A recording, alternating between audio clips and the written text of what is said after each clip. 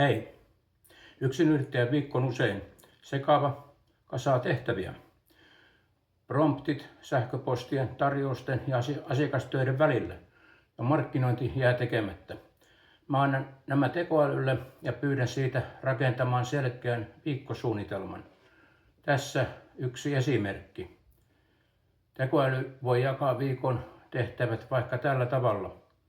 Maanantai, suunnittelu plus tarjoukset valmiiksi. Tiistai, asiakastyö ilman keskeytyksiä. Sitten keskiviikko, markkinointi ja sisältö. Ja tämän jälkeen torstai, jolloin tehdään asiakastyö ja viestit. Ja sitten vielä lopuksi perjantaina viikon päätteeksi yhteenveto ja kehitys. Tekoälyn tuottama lisäarvo näissä on.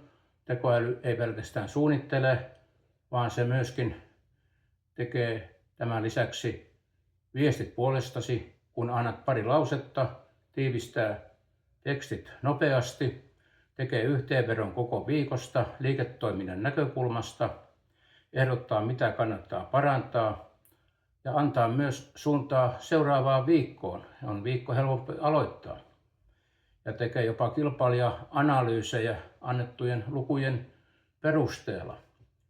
Tässä lopputuloksena tekoälyn avulla säästät aikaa, teet nopeammin ja kasvatat liiketoimintaasi. Mikäli sinua kiinnostaa tämän kaltaiset vinkit, niin ota kanava seurantaan.